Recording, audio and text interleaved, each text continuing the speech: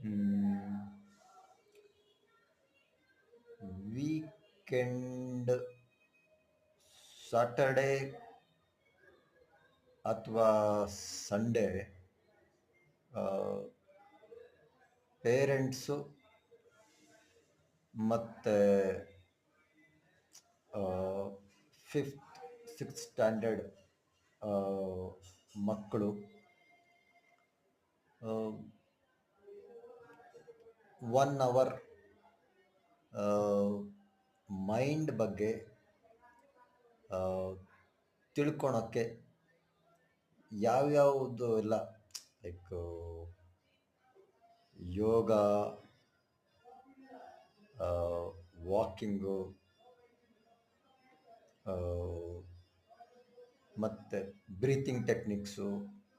ಅದನ್ನು ಪ್ರಾಕ್ಟೀಸ್ ಮಾಡಿ